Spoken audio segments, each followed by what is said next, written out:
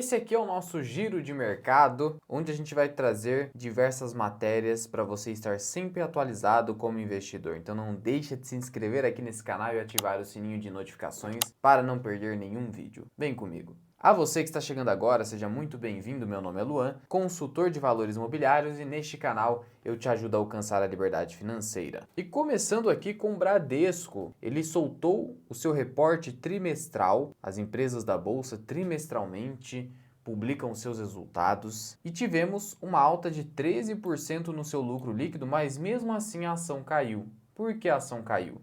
Veja, a gente viu isso acontecer com o Santander recentemente. Eu volto a reforçar aqui para vocês, não é porque tivemos uma alta no lucro líquido que a ação vai subir. E o Bradesco já vem subindo há algum tempo, então o mercado ele costuma fazer isso.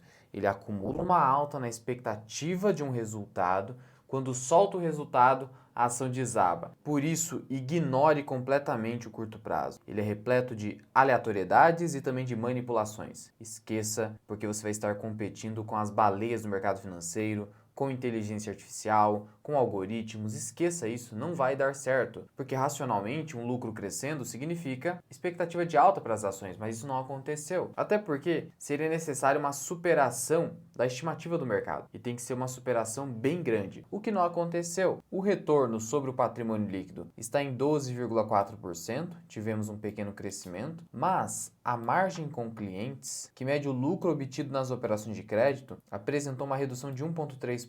Então isso aqui reforçou a queda para as ações. E a gente precisa ligar no sinalzinho amarelo aqui para essa alta dos juros, porque, veja, pessoal, por mais que, em teoria, os bancos se beneficiem de juro alto, e o Brasil tem essa característica, a gente sabe também que essa oscilação de juro no Brasil, essa imprevisibilidade total, faz com que os bancos que assumem muito risco de crédito, por exemplo, captando a um custo muito baixo e depois tendo uma margem baixa porque o juro acabou subindo muito no futuro, isso faz com que a gente precise ser cauteloso também, tomar cuidado ali para não se expor em bancos super arriscados, já que o retorno sobre o patrimônio líquido pode cair bastante, como a gente viu aqui acontecer. Então, nesse cenário de hoje, eu teria mais foco em seguradoras. Seguradoras, sim, se beneficia muito mais e acaba sendo muito mais anticíclica. Inclusive, uma grande aposta do Barsi é uma seguradora que eu vou comentar ali com vocês. Continuando aqui, está havendo agora um rumor, inclusive na ala do Partido dos Trabalhadores,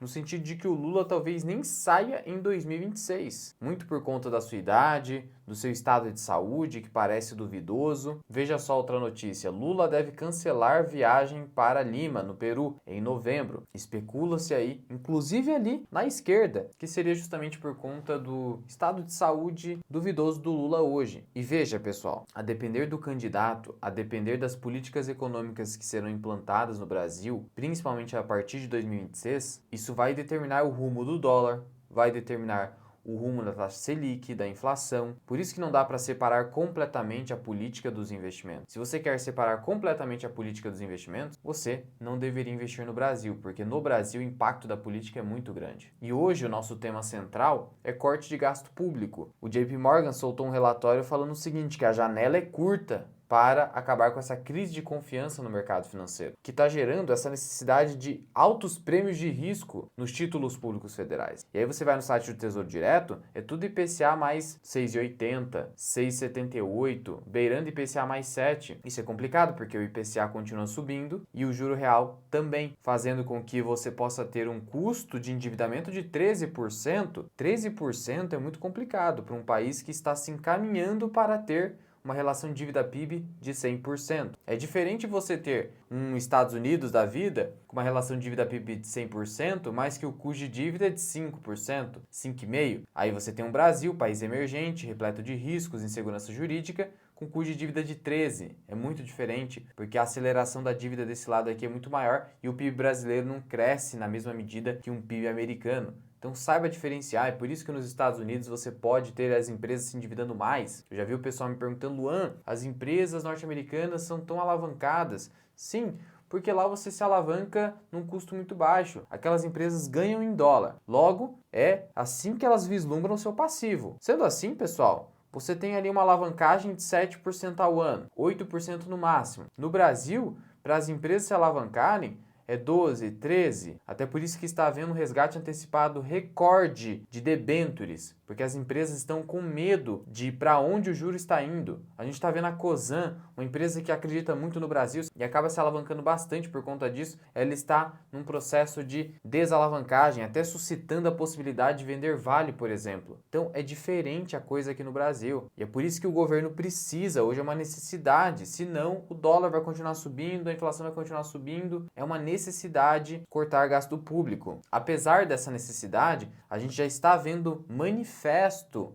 para que isso não aconteça. Pessoas interessadas em manter o gasto público nas alturas já vêm fazendo pressão sobre o governo. Então é difícil, mas não tem outra opção sob pena de o endividamento público continuar crescendo de maneira insustentável, fazendo com que o Brasil não cresça mais. Porque não vai ter investimento privado se você tem o título público atraindo todo o capital estrangeiro e até brasileiro para si. E o governo tendo que ir aumentando essa dívida, rolando dívida, já que dívida não se paga, dívida se rola, ainda mais dívida pública. Então é assim que está funcionando hoje. O petróleo, por sua vez, segue subindo. Lá fora também o cenário não é muito bom. A gente está vendo a possibilidade de uma escalada do conflito no Oriente Médio, com essa possibilidade do Irã atacar Israel. E aí, pessoal, a gente pode ter um cenário de possível escassez de petróleo, de produção de petróleo. E aí o mercado já coloca no preço. Por isso que o Brent passou a subir aí 2,66%. Claro, depois de toda essa queda também que vem apresentando e as petrolíferas acompanhando, o preço hoje praticado do petróleo é o mesmo preço que a gente praticou ali em agosto de 2018. A gente está quase aqui negociando o preço médio histórico do petróleo. Muito abaixo disso pode acontecer, mas não é muito razoável. Por isso que as petrolíferas apanharam, mas agora vai havendo ali eventual oportunidade de compra nelas, porque elas ficaram bem descontadas por conta disso. Primeiro o mercado bate, depois ele vê o que pode acontecer, até porque os resultados delas ainda nem foram impactados. O mercado sempre se antecipa. Mas é bom dar uma olhadinha aí em petrolíferas, porque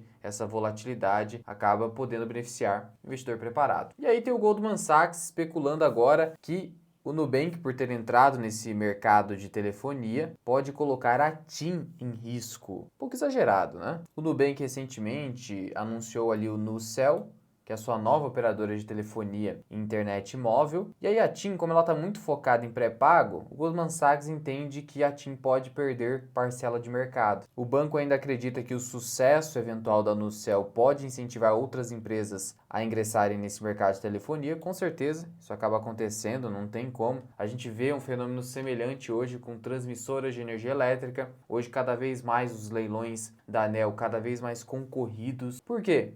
Porque o pessoal viu que é o filé mignon do setor elétrico, pessoal. Então, claro que o mercado vai ser atraído para isso. Então, hoje, o setor de transmissão já não está mais tão atrativo em termos de retorno. Ainda assim, é um excelente setor da Bolsa de Valores, porque ele é muito seguro, muito previsível, e para uma carteira de dividendos é isso que a gente precisa. Mas eu acho um pouco exagerada aqui essa colocação do Goldman Sachs, até porque o Nubank está ingressando agora nesse mercado, não tem especialização nenhuma, ainda não tem track record. Tem que tomar cuidado com essas especulaçõezinhas também, que também é muito alarde sem justo motivo. Mas enfim, já começaram a falar isso agora. Tivemos aí o descobrimento de mais uma pirâmide financeira, nesse caso o Bfund, que é uma corretora que estava oferecendo ali para o pessoal 12,75% de retorno sobre o investimento ao dia. Será que é pirâmide, pessoal? 12,75% ao dia? Vamos lá. Vamos pegar aqui a calculadora de juros compostos do investidor 10. Vamos colocar 100zinho, pessoal, 100zinho. O 100zinho que a gente joga no tigrinho. 100zinho, vamos colocar aqui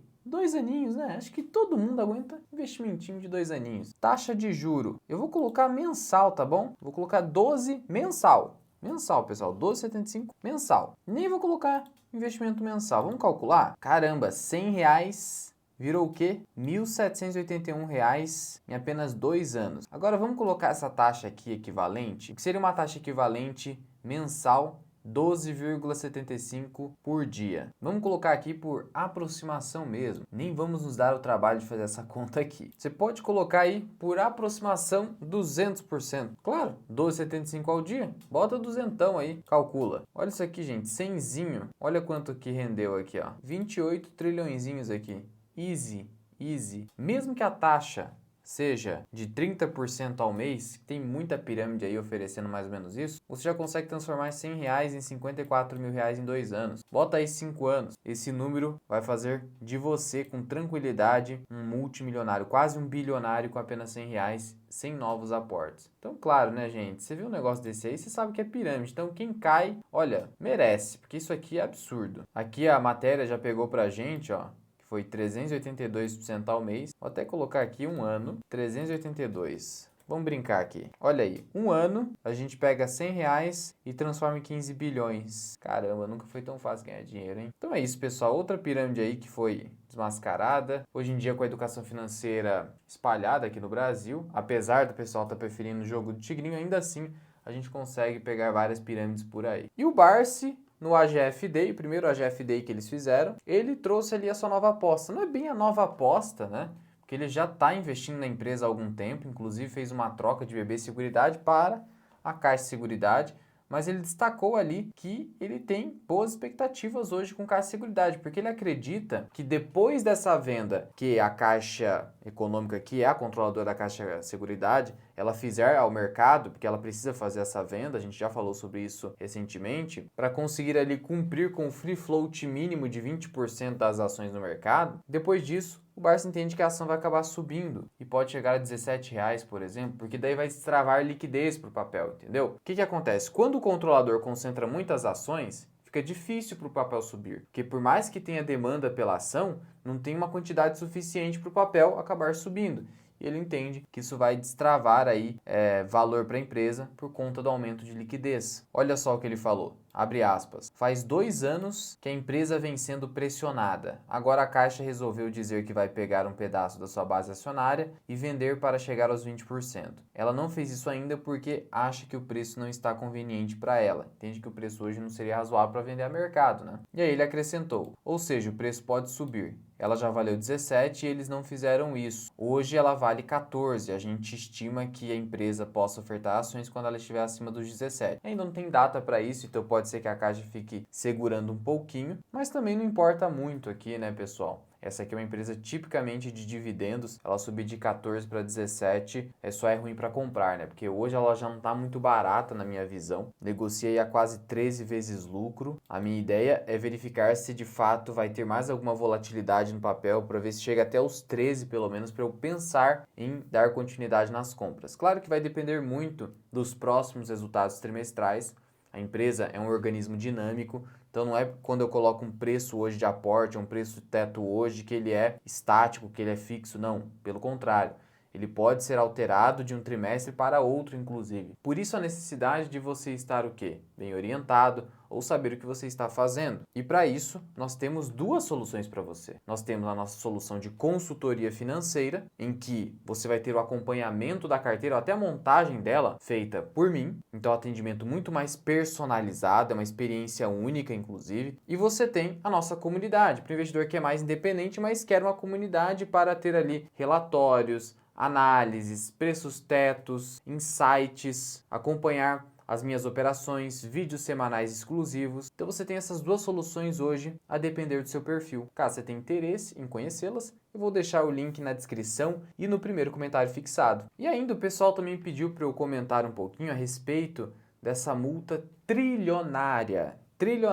que o Ministério Público Federal estaria cobrando do Banco do Brasil. Porque isso aqui poderia representar a quebra do banco. Mas primeiro eu preciso ressalvar o seguinte, como o Banco do Brasil é um banco cujo controle acionário é da União, olha, eu não vou te dizer com 100% de certeza, mas é quase 100% que se chegasse um momento em que o banco estivesse prestes a falir, prestes a entrar em liquidação, isso nem aconteceria porque haveria um socorro pelo erário público. E aí, na prática, quem paga a conta é o contribuinte, porque quem sustenta o erário? Contribuinte. E aí, para quem não sabe o que está acontecendo, o Ministério Público Federal ele acatou ali um pedido que foi feito pela Uniafro para cobrar o Banco do Brasil por ter supostamente fomentado práticas de escravidão no passado. E aí o Banco do Brasil deveria reparar esses danos. A Uniafro mandou um pedido para o Ministério Público Federal querendo cobrar ali uma multa de 1,4 trilhão de reais do Banco do Brasil, pessoal. Você não entendeu errado. 1,4 trilhão de reais. O Banco do Brasil até está caindo nesse último mês, 3%, mas não é por conta disso, sejamos sinceros. O Ibovespa está caindo em si, os bancos caindo. A verdade é que isso ainda não fez preço e não deve fazer, sendo sincero. Por quê? Porque o pedido,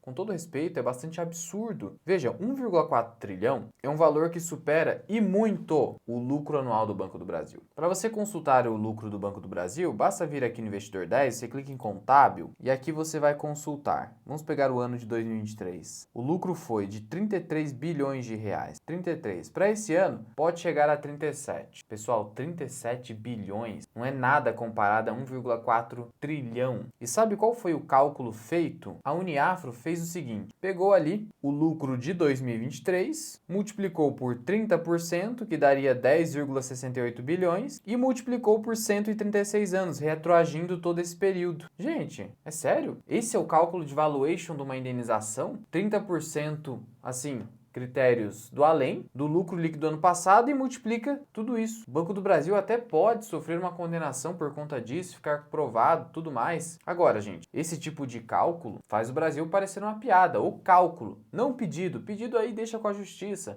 Ministério Público já está fazendo ali o trabalho dele, mas diante disso, eu não me preocuparia com um passivo jurídico tão pesado assim. Se tiver uma reparação, pode chegar na casa do bilhão, mas não vai comprometer a saúde financeira do Banco do Brasil. Dificilmente um juiz violaria tanto assim o princípio da razoabilidade, e mesmo que ele fizesse isso, em um recurso, um tribunal não agiria dessa forma. Então não fique preocupado com isso. Se eventualmente isso aqui fizer preço na Bolsa de Valores, o Banco do Brasil vai ser uma clara oportunidade. E hoje ele já está abaixo do meu preço teto, então mais alguma volatilidade só vai potencializar o seu retorno de longo prazo, seu dividend yield, e ao final de tudo, seu dividend yield é um cost. Por hoje é só. Fui!